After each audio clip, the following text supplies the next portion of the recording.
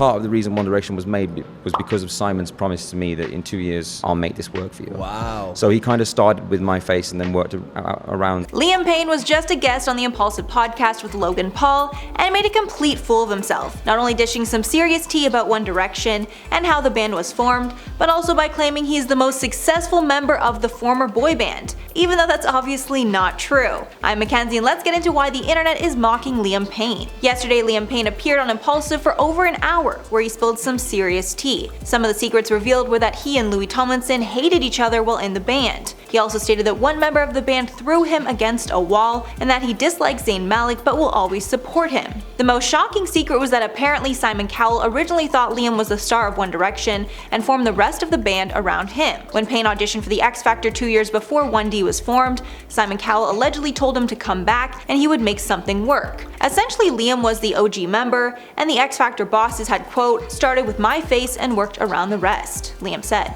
Although that statement had a lukewarm response, the internet went wild when Liam Payne claimed that he has had the most successful solo career of anyone in the band. Like, I'm sorry, did he forget that Harry Styles exists? Specifically, Payne said that his debut solo single, Strip That Down, outsold the rest of the former members' debut. And since that is not true, fans started ripping on the singer on Twitter. Especially since Harry Styles not only headlined Coachella this year, but is on the cusp of a massive tour for his Harry's House album that's had massive commercial success. And most people can't even name a Liam Payne song. Fans also shared the cold hard facts, with streaming data proving that Harry Styles' song Watermelon Sugar and Zayn Malik's I Don't Wanna Live Forever have surpassed Strip That Down with over 1 billion streams each. To make things worse, Payne's debut album, LP1, peaked at number 111 on the Billboard 200, making it the least successful album from any One Direction member. One tweet about the situation read, quote, Liam Payne is doing a podcast with Logan Paul and Harry Styles is performing at a sold-out Wembley Stadium in a few weeks. The levels is hilarious.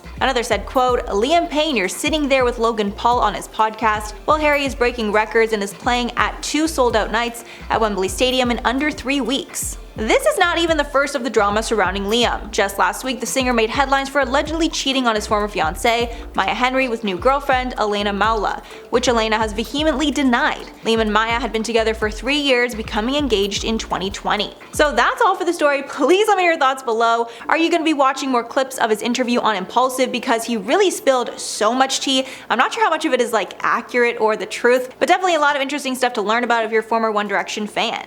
That's all from me, guys. I've been your host, Mackenzie Smith, and we'll catch you in the next one.